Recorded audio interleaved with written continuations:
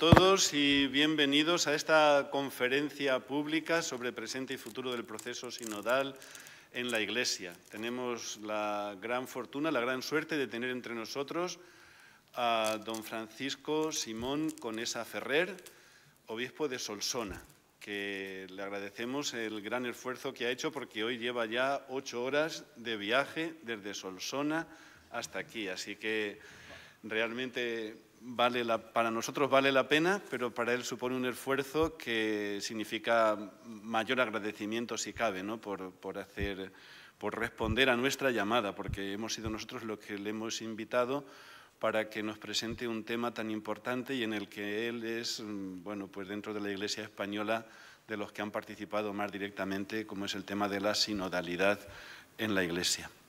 Unos datos para conocer más de cerca al obispo de Solsona. Nació en Elche en 1961.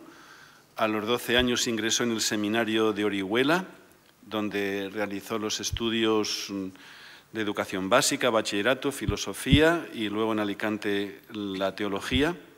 En 1987 además estudió en la Universidad de Navarra, donde se licenció en filosofía en el 91 y se doctoró también en filosofía en el 95 con una tesis titulada Dios y el mal, la defensa del teísmo frente al problema del mal, según Albin Plantinga.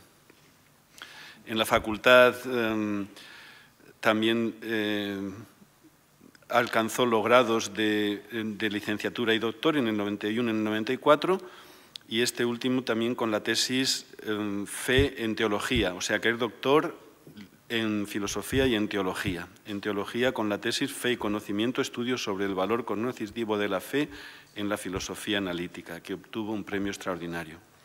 En 1985, hace ahora 40 años, fue ordenado sacerdote, presbítero, en la Basílica de Santa María de Elche por Monseñor Pablo Barrachina, y su primer destino fue como vicario de la parroquia de la Inmaculada en San Vicente del Raspeig y en la parroquia Nuestra Señora de Gracia de Alicante. Desde 1998 hasta 2014, durante 16 años, fue vicario general de la diócesis de Orihuela-Alicante, con 3 obispos, con don Victorio Oliver, con don Rafael Palmero y con don Jesús Murgui. Y fue también canónigo magistral de la Catedral de Orihuela. En marzo de 2014 fue también párroco y rector de la Basílica de Santa María de Elche, que terminó al ser nombrado obispo, y presidió el patronato del Misterio de Elche y fue conciliario de la Junta Mayor de Cofradías de la Semana Santa de Elche. Como profesor docente, de 1992 a 2016 fue profesor en el Seminario Diocesano de Orihuela, Alicante, con asignaturas relacionadas con la teología fundamental, la filosofía del lenguaje y la filosofía de la religión. Y prácticamente en los mismos años, del 99 al 2016, fue profesor de la asignatura de Teología de la Revelación en el Instituto Superior de Ciencias Religiosas de San Pablo de Alicante. Desde 1994 colabora y todavía es profesor asociado, ¿no?, de Teología Fundamental y Teología Dogmática en la Universidad de Navarra, donde imparte cursos de licenciatura y la asignatura de Filosofía de la Religión. Y en 2016 el Papa Francisco lo nombró obispo de Menorca y fue consagrado el 7 de enero de 2017. Y luego, en enero de 2022, el Papa Francisco lo nombró obispo de Solsona, entrando en la diócesis el 12 de marzo de 2022. Ahora 3 años va a hacer, 3 años va a hacer, ¿no? En 2020 fue elegido presidente de la Subcomisión Episcopal para Relaciones Interconfesionales y el Diálogo Interreligioso, y el 5 de marzo del año pasado, de 2024, fue elegido presidente de la Comisión Episcopal para la doctrina de la fe. Y muy importante para nosotros es que en representación de la Conferencia Episcopal participó como padre sinodal en la primera sesión y en la segunda sesión de la 16ª Asamblea General Ordinaria del Sínodo de los Obispos sobre la sinodalidad. Tiene numerosas obras, pero Basta con decir que es un gran teólogo, un gran sacerdote, un gran obispo y un gran padre sinodal. Y le agradecemos de corazón que haya venido a hablarnos precisamente de la sinodalidad y nos felicitamos a todos nosotros por tener la oportunidad de escucharle y de aprender de él. Así que muchísimas gracias, don Francisco. Muy bien.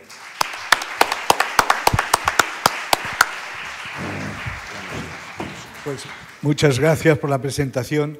Como ha dicho que yo he sido profesor y aún continúo dando algunas clases, lo haré de pie, porque el profesor sentado ya sabe que el alumnado no, se duerme. Prefiero hacerlo de pie.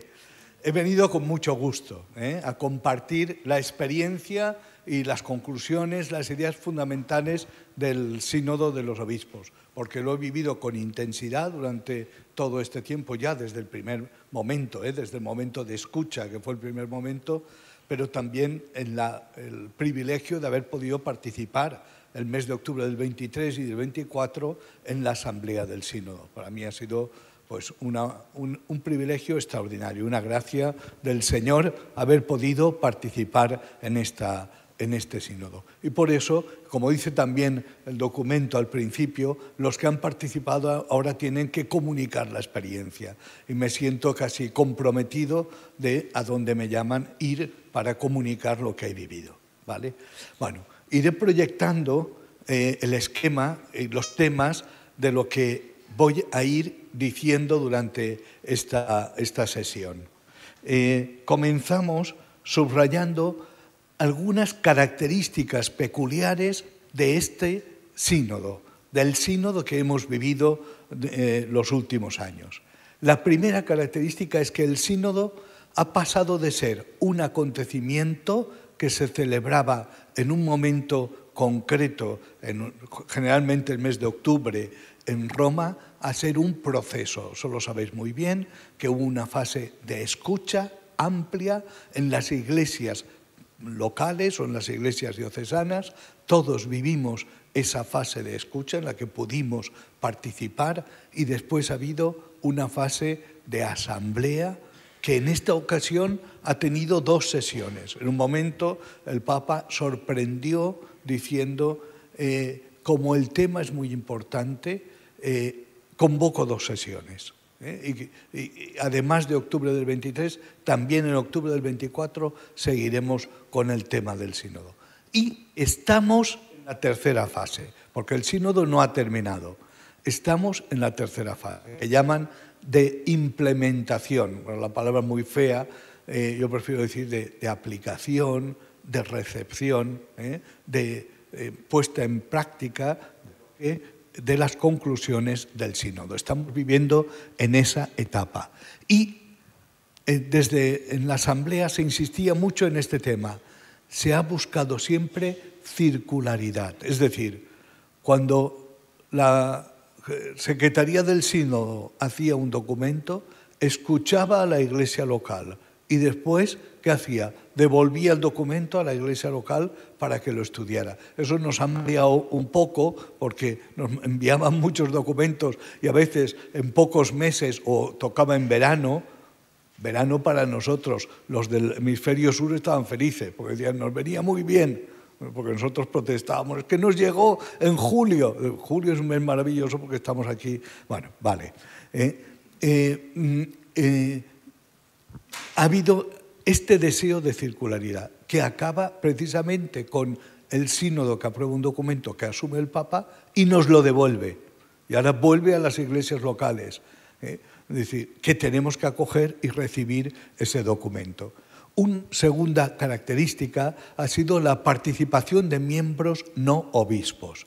Este es un tema que estaba previsto, igual que el de las 3 fases, todo eso está legislado por el Papa Francisco en una constitución que se llama Episcopalis Communio, que es una constitución sobre el sínodo de los obispos.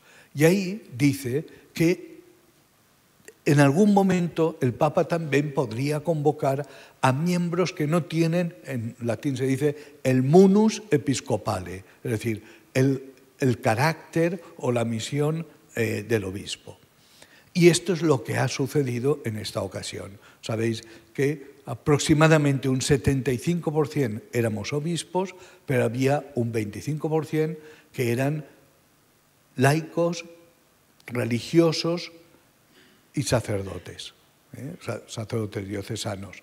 Es decir, había un grupo que participaban, no porque anteriormente habían participado laicos como testimonios del proceso, pero no como miembros de pleno derecho. Es decir, tenían voz, pero no voto.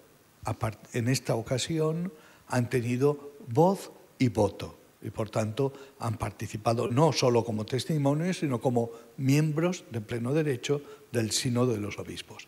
Este tema ha suscitado discusión, porque algunos pensaban que el sínodo solo podía ser de obispos. Y de hecho, ya en la primera sesión, en octubre del 23, es un tema que ya salió y que provocó que hubiera una nota oficial de la Secretaría del Sínodo diciendo no, es un sínodo de obispos, pero contamos con algunos laicos también o religiosos que están presentes y que ayudan al discernimiento. Y el Papa, en la apertura de la segunda sesión, dijo un discurso muy claro diciendo, y además dijo, lo digo por los que están discutiendo sobre esto. Esto es un sínodo de obispos, pero el obispo, en el Concilio Vaticano II, lo entiende ligado a su pueblo y por eso el pueblo tiene que estar presente a la hora o representado de alguna manera a la hora de hacer el discernimiento. Y esta es la razón por la que dio el Papa para esta presencia, que ha sido peculiar de este sínodo. Un tercer elemento ha sido ese desarrollo en 2 sesiones que hemos explicado. Un cuarto elemento ha sido la aplicación del método de la conversación en el espíritu. No se había practicado en los sínodos este método. Es un método que tiene, supongo que lo conocéis, porque lo hemos ido practicando también en las diócesis, ¿no? Es un método vinculado a la espiritualidad jesuítica, al discernimiento de espíritus de San Ignacio. Dicen que proceden los jesuitas de Canadá, son los que pusieron sobre el papel este método, pero la Secretaría del Sínodo lo escogió. Desde el principio, todo el sínodo ha funcionado con este método, que tiene 3 momentos. Tomar la palabra es el primer momento, normalmente es una primera ronda sobre un tema que se plantea de 3 minutos cada uno. Segundo momento, escuchar al otro y al otro con mayúsculas. Y el tercer momento es el momento del nosotros, el momento de intentar hacer el resumen de las convergencias y también las divergencias en las que ha habido en el grupo.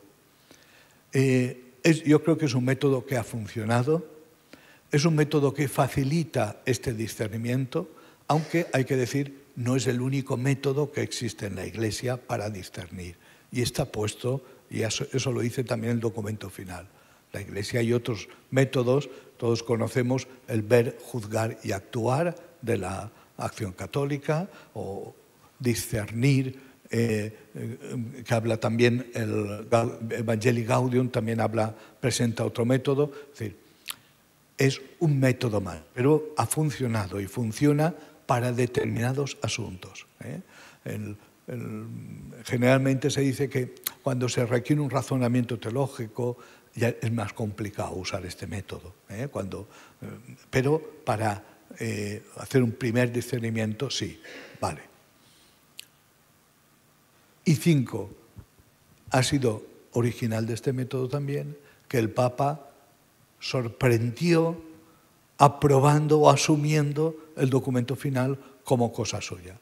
En la última sesión que tuvimos el sábado, era 28, creo, de octubre, en la última sesión en la que votamos este documento final, se votó número a número.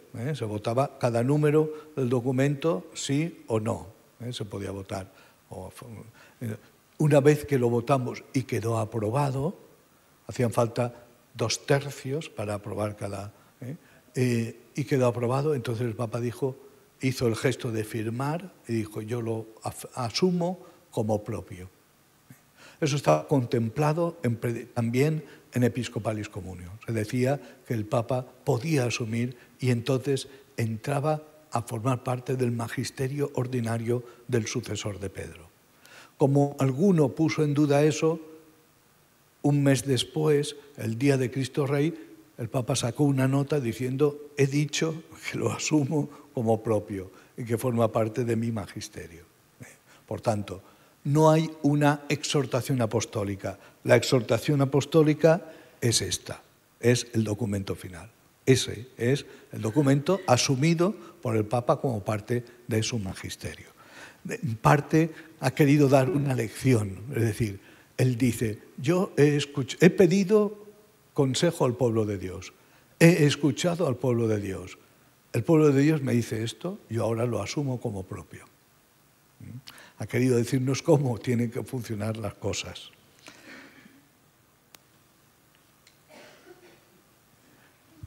Segundo punto, el sínodo, un acontecimiento espiritual y una escuela de discernimiento eclesial. ¿Qué es el sínodo? Mirad, sobre todo el sínodo es un acontecimiento espiritual. Y esto no es una cosa piadosa que digo ahora, sino una cosa muy importante. Es decir, es la Iglesia que se reúne para escuchar la voz del Espíritu. Somos cristianos que nos reunimos y eso solo lo podemos hacer en un clima profundo de plegaria.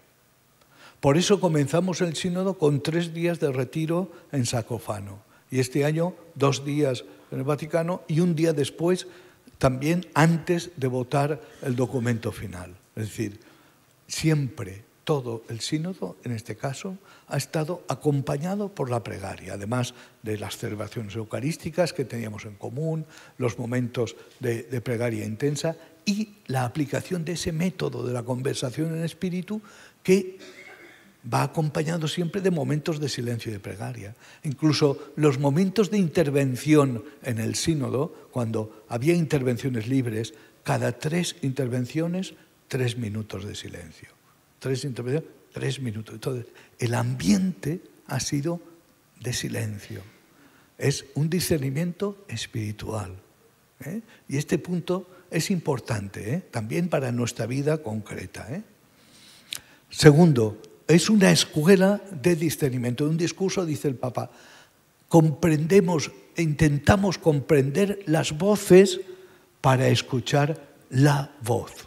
Es decir, nos escuchamos unos a otros, escuchamos a los demás para discernir la voz. ¿Qué quiere el Espíritu de su Iglesia? ¿Qué quiere Dios de su Iglesia? Este es el objetivo del sínodo. Por eso he puesto ahí, el sínodo es la Iglesia reunida en torno a Pedro para discernir juntos. Eso es el sínodo. El sínodo es la Iglesia. El Pedro o Papa hace una pregunta, quiere un consejo sobre un tema y nosotros le hemos aportado lo que hemos sabido. Hemos discernido juntos, los obispos, y hemos ofrecido nuestro discernimiento al sucesor de Pedro. Y he puesto ahí la clave, hay una clave importante que es el concepto de tradición. Porque mirad, en el Concilio Vaticano II, cuando se habla de la tradición, se entiende que la tradición en la Iglesia es dinámica, no es algo que esté estáticamente y que sea inamovible. Y dice, la Iglesia continúa escuchando la voz del Espíritu. Dios sigue hablando con su esposa, la Iglesia, hasta que se cumplan plenamente las palabras de Dios. Es decir, Dios sigue hablando a su Iglesia. La Iglesia crece en la comprensión de la palabra de Dios, en la vivencia, en la experiencia, a través de la oración, de la teología, etc. Y es importante este concepto dinámico. ¿Por qué? Porque algunos tienen un concepto estático y dicen, no, es que el sínodo va a decir no sé cuánto. Es decir, y se encierran en posturas del pasado. No, la Iglesia puede seguir discerniendo, puede continuar escuchando la voz de Dios. Y a la vez siempre vinculado a esa tradición de la Iglesia. Vale. Tercer punto he puesto el ambiente en el sínodo. El ambiente era de comunión. El ambiente era hermoso en el sentido de que éramos personas muy distintas, de culturas muy distintas. Imaginaos que había una representación de cada episcopado del mundo, de Oceanía, de tal, de allá. Cada uno con sus preocupaciones. Se notaba mucho en las intervenciones.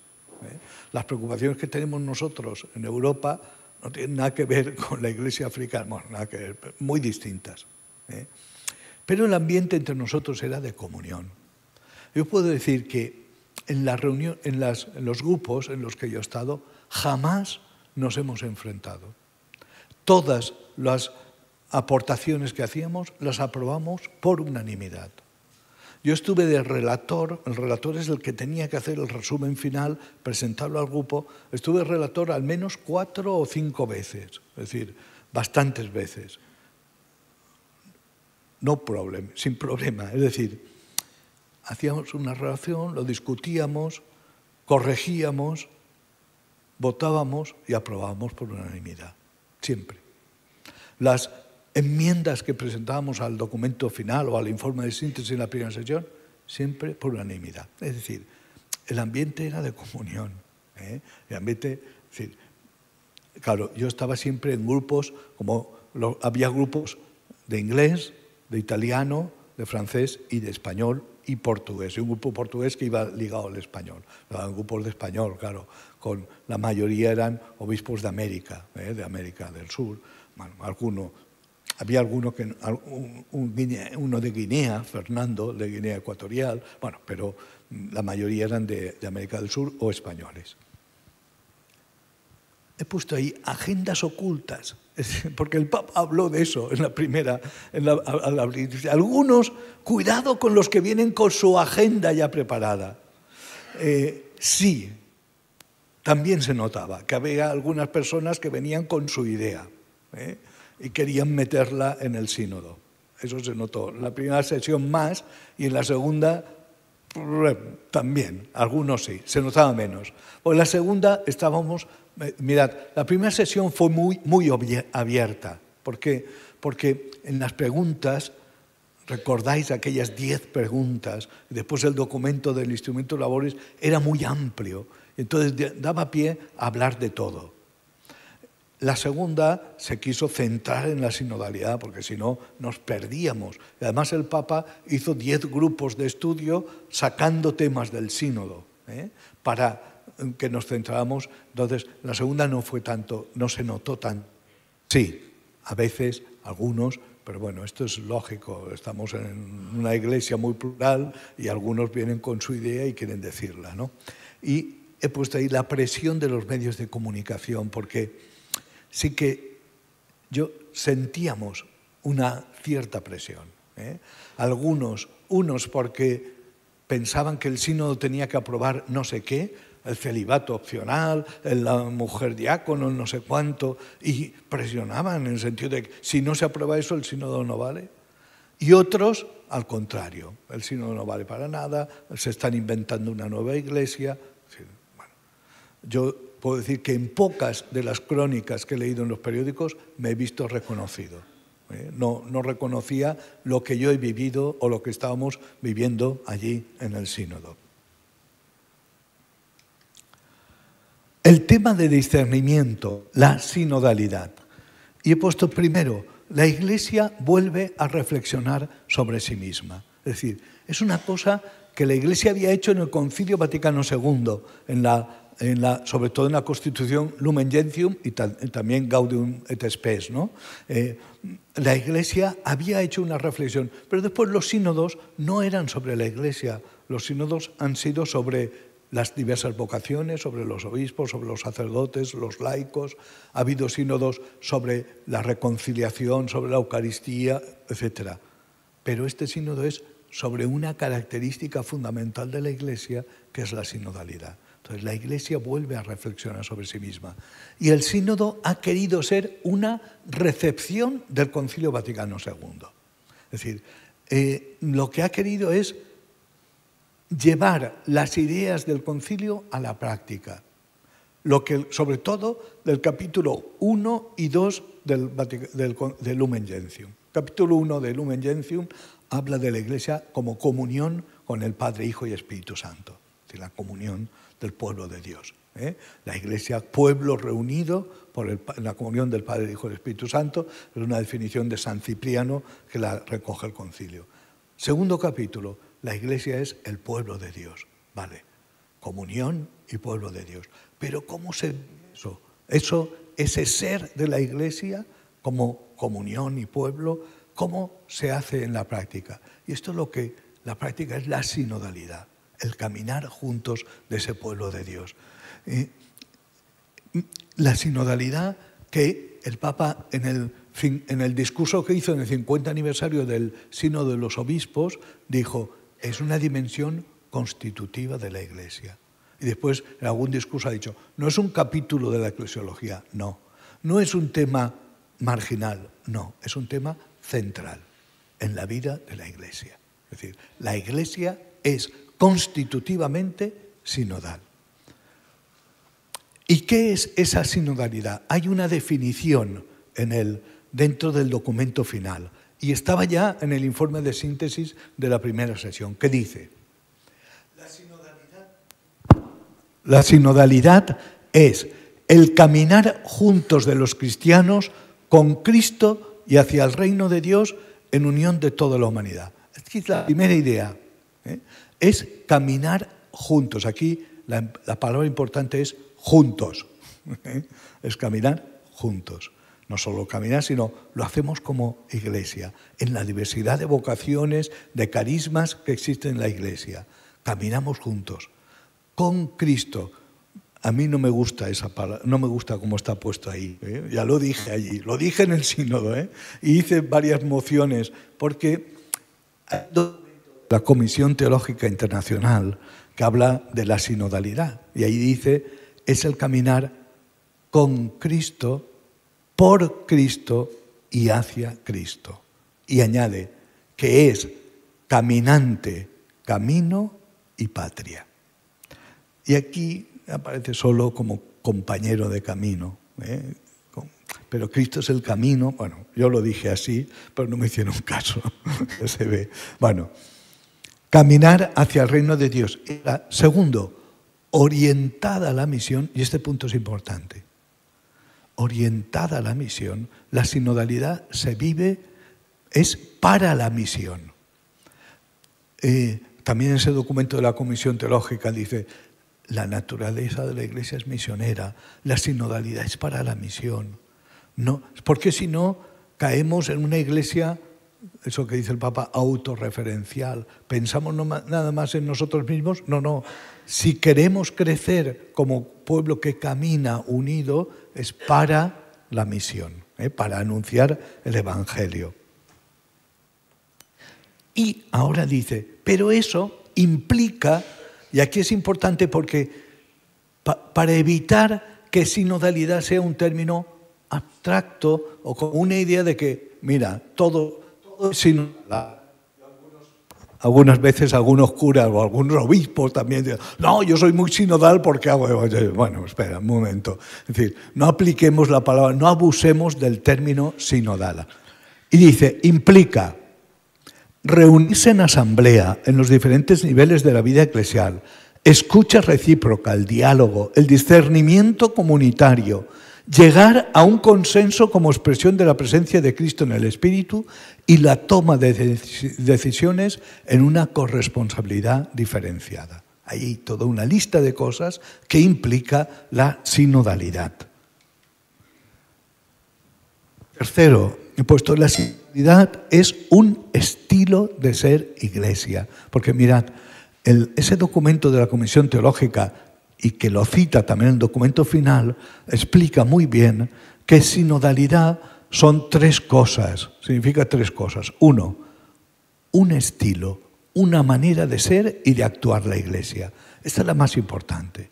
Segunda, unas instituciones que tiene la Iglesia para practicar la sinodalidad, desde un consejo de pastoral, de una parroquia, de una diócesis, una provincia eclesiástica, una conferencia episcopal, etc.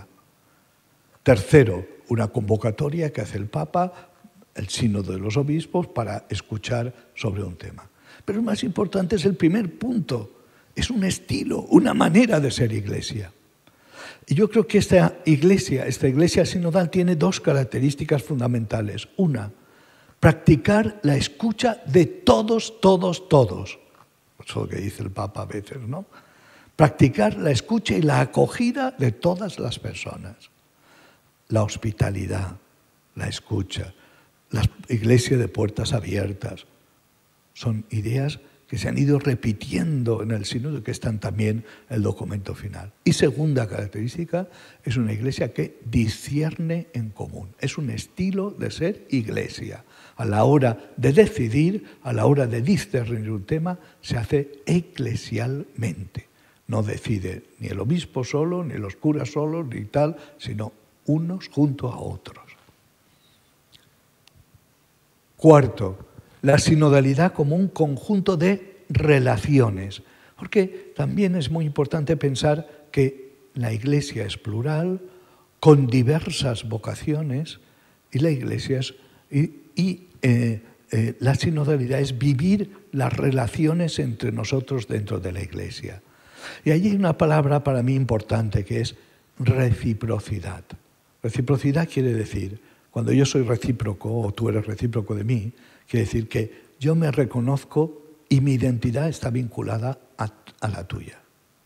Entonces, hay una reciprocidad del sacerdote con su parroquia y con el pueblo de Dios, del obispo con la comunidad, de los laicos con los sacerdotes, unos respecto de otros. Es decir, estamos de los religiosos con el obispo, con los... Es decir, en una iglesia en la que vivimos relaciones de... Nos necesitamos. Necesitamos del otro para reconocernos a nosotros mismos y nuestra propia misión. Entonces, la sinodalidad es también vivir esas relaciones de reciprocidad entre nosotros.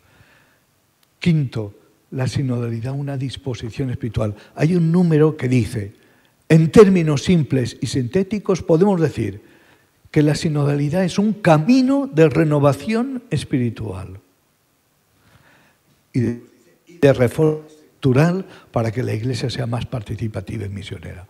Pero sobre todo es un camino espiritual. Por eso, lo que dice el punto siguiente, la conversión es una categoría fundamental. Es decir, no podemos vivir la sínodo. Es decir, en el sínodo lo repetíamos muchas veces, estamos convencidos de decir, no vale la pena reformar estructuras en la Iglesia si no se reforman los corazones. Es decir, si no hay un cambio, una disposición espiritual, no vale para nada todo esto. Todo queda en fachada externa. Lo importante es el cambio interior, las disposiciones. Y ahí se habla, en este punto, podríamos hablar mucho de la necesidad para, en una iglesia sinodal, ¿qué disposiciones hacen falta? La humildad de acoger el otro, la aceptación de lo que el otro me dice, la acogida, etc. Ahí se presenta una espiritualidad sinodal, dice, es una espiritualidad mariana, porque María practicó estas virtudes, y eucarística, es muy importante. Es una espiritualidad eucarística, porque la Eucaristía es el centro, es la que nos hace ser iglesia, es la que nos reúne y hace ser iglesia sinodal. ¿Vale? Es significativo, si repasáis el documento final y buscadlo en internet y poner Eucaristía, unas 20 veces se habla de la Eucaristía en el documento final. Y por eso es un camino de conversión. En el documento final, cada capítulo comienza con una llamada a la conversión. Se habla de conversión de las relaciones, conversión de los procesos, conversión de las personas, etc. Algunos temas centrales del sínodo. Primero, he puesto una eclesiología bautismal, el sensus fidei de todos los cristianos. Es decir, el primer punto, un punto importante que este sínodo ha acentuado es este. Todos los cristianos, es decir, no hay, dice un texto, no hay nada más alto que el bautismo. Lo más importante es formar parte de la Iglesia. Entonces, frente a una eclesiología muy piramidal, en la que están los bautizados, están los curas, el Papa, no sé cuánto, no. Pensemos en una eclesiología bautismal. Pensemos que todos somos bautizados. Y eso nos une. Y no hay nada más alto que ser bautizado. Dice también en otro texto muy bonito, en la gracia del bautismo se contiene todo.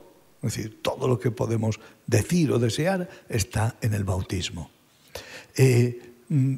Pero eso significa también que el bautismo ha concedido a cada fiel, y eso lo decimos cuando bautizamos, ser sacerdote, profeta y rey.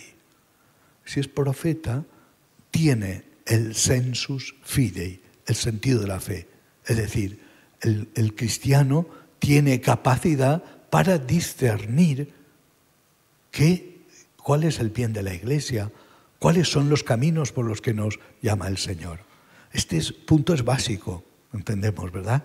Que es básico, porque es el que garantiza y el que nos dice, no, es que hay que escuchar a todos porque todos tienen este sentido de la fe. Cada cristiano, de ese sentido de la fe, el Vaticano II habló muy bien, explicó, ¿no? Cómo cada cristiano puede, viviendo la fe y poniéndola en práctica, aprende y sabe lo que es la fe cristiana. Entonces, hay que escuchar. Bueno, es el sentido de la fe. Este es un tema importante. Segundo tema importante, la corresponsabilidad diferenciada. Todos somos corresponsables en la vida de la Iglesia. Corresponsable, hay un discurso muy bonito del Papa Benedicto que dice, no, los laicos no son colaboradores, son corresponsables, que es una cosa muy distinta, porque en nuestra mentalidad, a mí me pasó en mi diócesis, yo pregunté, estábamos haciendo un examen de las cosas de la diócesis, pregunta, ¿los laicos en las parroquias se sienten corresponsables de la vida de la parroquia? Respuesta a todos. Sí, porque somos catequistas, porque leemos las lecturas. Eso no es ser corresponsable, eso es colaborar. Corresponsable es que la misión te corresponde a ti también como laico, igual que a mí. Y hay que añadir corresponsabilidad diferenciada. ¿Qué quiere decir eso? Pues que tú tienes una misión y yo tengo otra, como sacerdote o como obispo. En la Iglesia hay diversidad de vocaciones, de carismas, y por eso la corresponsabilidad es diferenciada. Esta palabra yo la escuché por primera vez en el sínodo de boca del obispo Repole de Turín, y después vi que había escrito sobre eso, y en el sínodo aparece frecuentemente, porque es una manera de explicar. Somos corresponsables de una manera diferenciada en la Iglesia. Por eso también, cuando hablamos de este tema en el sínodo, decíamos, somos pueblo de Dios, pero también cuerpo de Cristo. Nos ayudaba a la imagen del cuerpo de Cristo, porque el cuerpo de Cristo dice que hay diversidad. Unos son apóstoles, otros profetas, otros doctores, etc. Hay diversidad de funciones dentro de ese pueblo de Dios.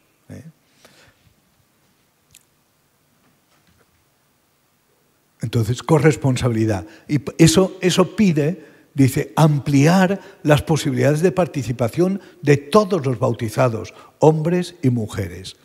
En este punto se habló mucho de la mujer. El tema de la mujer estuvo muy presente en primera y segunda sesión. Estaba ya presente en las respuestas de las diócesis. Estaba ya presente. Estuvo presente en la síntesis nacional y es decir, es un tema recurrente. La sensación, se dice en el documento final, muchas mujeres se sienten mal con la Iglesia porque creen que no se les reconoce su misión. Entonces, el sínodo insiste mucho y dice, no hay nada que impida que las mujeres desempeñen funciones de liderazgo en la Iglesia. Lo que viene del Espíritu Santo no puede detenerse. Vale.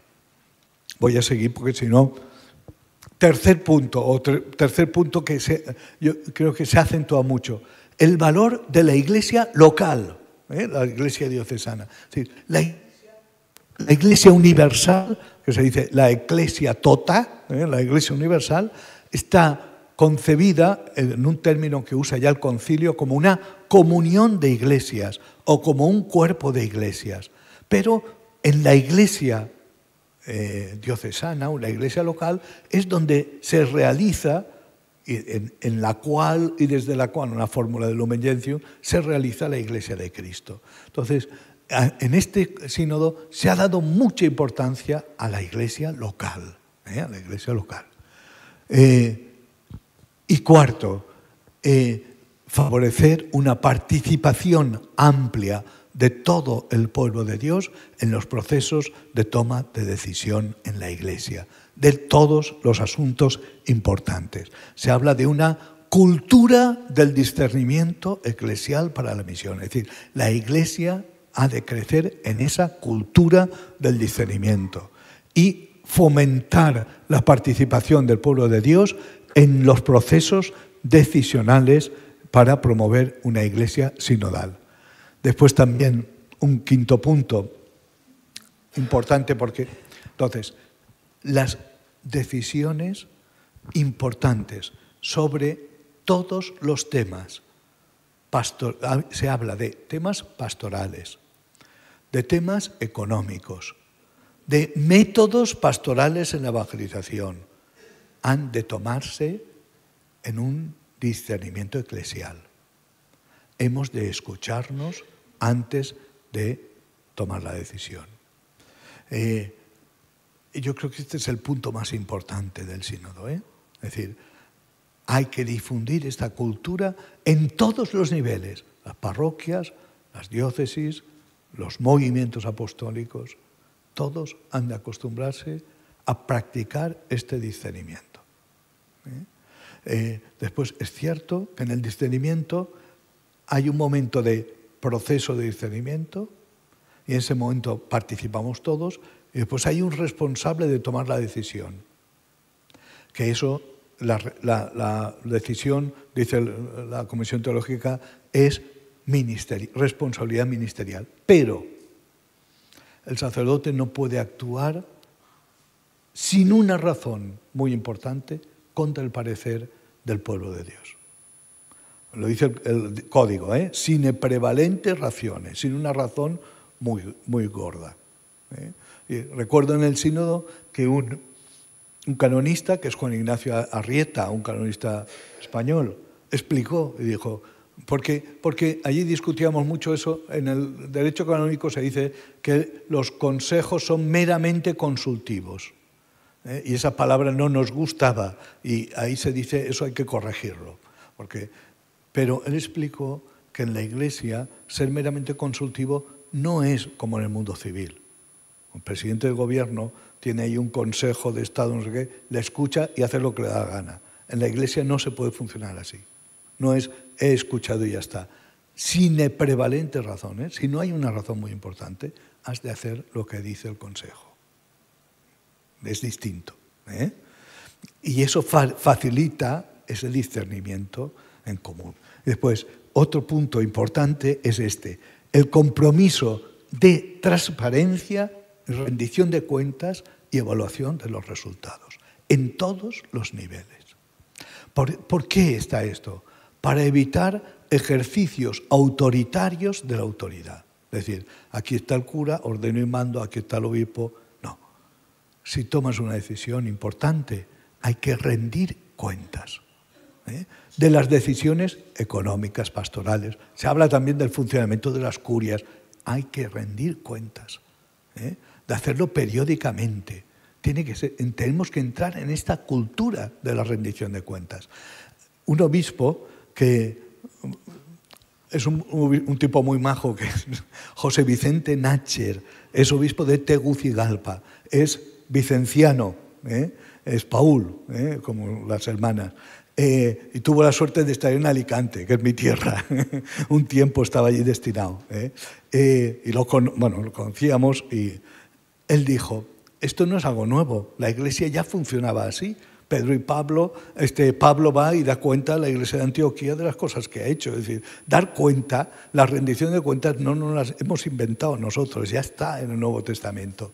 Y Pablo habla también de esto, San Pablo. Entonces, la práctica de la rendición de cuentas y de la evaluación. Evaluar los resultados, y se habla también de evaluar a los ministros de todo tipo. Y esto, fijaos, se pide a todos los niveles. Se pide a las diócesis, se pide a las parroquias, se pide a la curia romana. Algunos no querían, ¿eh? Yo tenía uno en el grupo que decía que no, porque era de la curia. Decía, no, pero está ahí puesto, ¿eh? Han de rendir cuentas también. O sea, ¿ante quién? Oh, es distinto. Es decir, no siempre hay que rendir cuentas ante todos, porque allí se dice o ante el grupo de cardenales que el Papa ha constituido o un grupo de obispos que pueda nombrar el Papa, pero hay que rendir cuentas. Y los nuncios también se dice han de rendir cuentas. Todo el mundo. Nadie puede decir ordeno y mando y se acabó. No. Esta es una praxis muy importante, ¿eh? Y el último, potenciar todos los organismos que existen en la Iglesia y que facilitan este discernimiento en común, como son los consejos, y se dan unas recomendaciones sobre los consejos de pastoral, económicos. Sobre los consejos de pastoral se pide que sean obligatorios. Bueno, bien, yo no creo mucho en eso de obligatorio, porque me lo pone obligatorio, lo pongo en el papel y después, pero bueno, sí. Son importantes los consejos de pastoral. Pero también se pide que se hagan con regularidad asambleas y sínodos. Ha habido experiencias de asambleas eclesiales, se celebró una en América, otra en Australia, experiencias gozosas.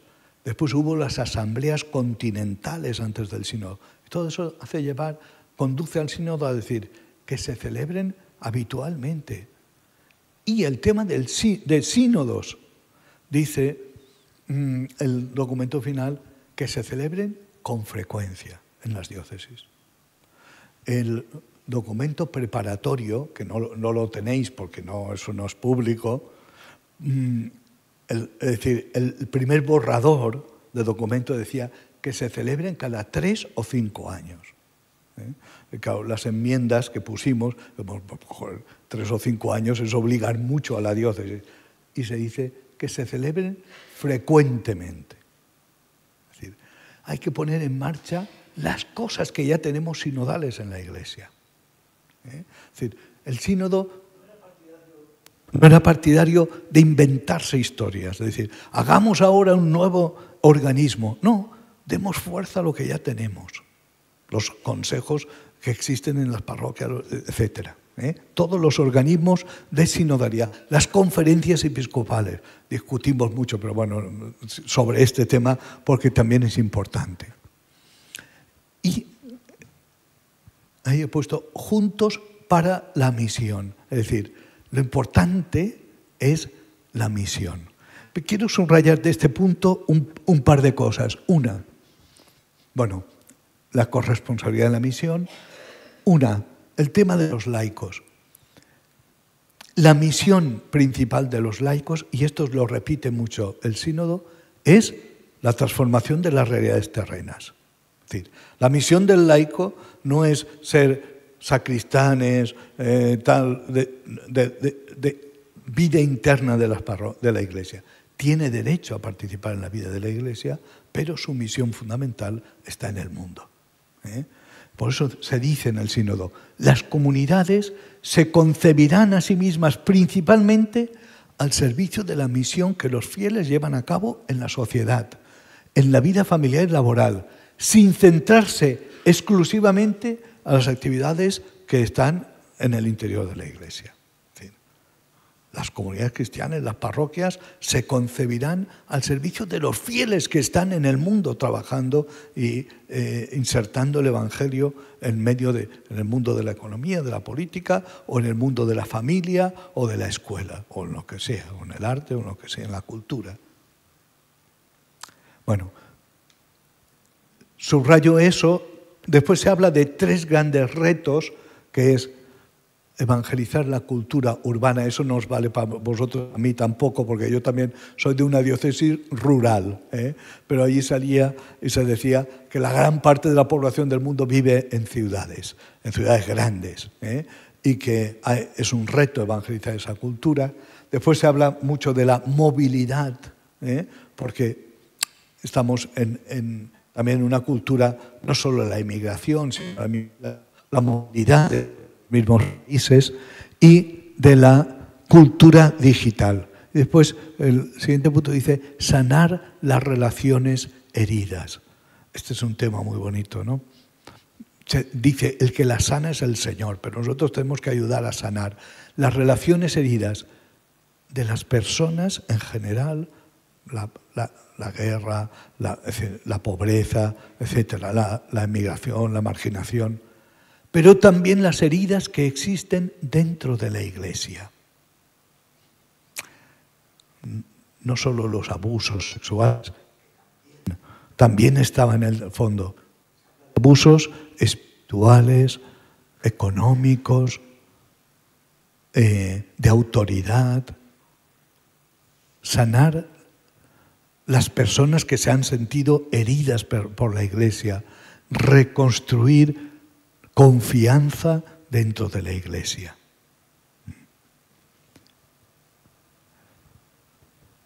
Seis, proseguir el camino sinodal.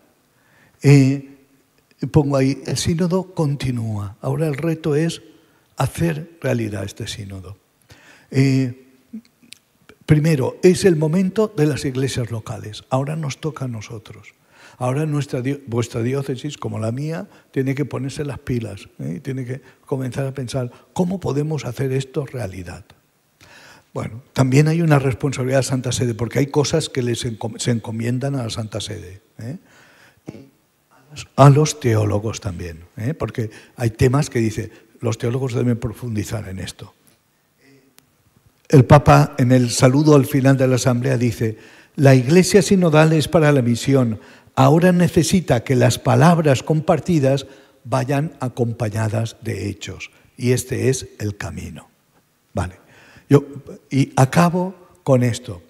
Yo he hecho, esto es cosa mía, no sino selección, y digo, 10 indicaciones prácticas, 10 cosas que podemos ir poniendo en marcha en las diócesis. Primera, cultivar la espiritualidad sinodal, que es una espiritualidad. Hemos dicho que sin la espiritualidad cambiar las estructuras. Por tanto, punto importante, esta espiritualidad que es eucarística. Segundo, ofrecer a los fieles laicos más posibilidades de participación en la vida de la Iglesia y evaluar anualmente si eso se hace o no y cómo se ha hecho. Tercero, promover la plena incorporación de la mujer en la vida y misión de la Iglesia, ejerciendo funciones de liderazgo. Y otro tema que salió era también, y siendo más sensibles al tema de la mujer, en nuestras predicaciones, en nuestras catequesis. Siempre ponemos, como somos varones, ejemplos masculinos, siempre, pero hay santas extraordinarias, hay imágenes femeninas muy bonitas. Es decir, también en la predicación y en el lenguaje que utilizamos. 4. Facilitar la participación de todos los bautizados en el proceso de discernimiento. El discernimiento comunitario como práctica habitual en todos los niveles de la Iglesia. Las decisiones importantes han de tomarse no unilateralmente, sino habiendo escuchado a todos. 5, lo que hemos dicho, poner en práctica la rendición de cuentas y la transparencia en todos los niveles y en todos los temas. Cada año habría que presentar un informe económico y se dice también, y un informe pastoral realizado en la diócesis. 6. Establecer procedimientos para evaluar a los que ejercen alguna autoridad. Hay que evaluar a los curas, a los diáconos, pero también a los catequistas. Hay que evaluar los ministerios en la Iglesia. Bueno. 7. potenciar los organismos de consulta, lo hemos dicho. 8, celebrar habitualmente en las diócesis asambleas y sínodos. 9, acompañar a los laicos en su misión en el mundo, en su tarea de estar en medio del mundo. Y 10, fomentar una formación de estilo sinodal. El tema de la formación, como os podéis imaginar, aparece desde el primer momento. Si el laicado es corresponsable y tiene que ejercer y discernir junto a los ministros ordenados, es necesaria una buena formación del laicado y de los ministros, pero necesitamos una buena formación. Sin la formación será muy difícil practicar la sinodalidad. Y el sínodo habla de una formación integral, compartida y continua. Es decir, integral, no solo intelectual, sino en todos los aspectos de la vida cristiana, compartida. Es decir, se pide que la formación sea de todas las vocaciones, compartida, porque dice, si trabajamos en común y si tenemos una misión en común, la formación ha de ser también en común. Eso no impide que después los sacerdotes, los religiosos, puedan tener su propia formación para su vocación. Pero dice, pero siempre en relación con las otras, pensando siempre la propia vocación en relación con el resto del pueblo de Dios. Pero además debe haber espacios de formación compartida y formación continua, en la que participen sacerdotes, consagrados y laicos. Bueno, pues ya está, esto era. Ya tenéis materia para pensar y si queréis hacer alguna pregunta, con mucho gusto. Gracias.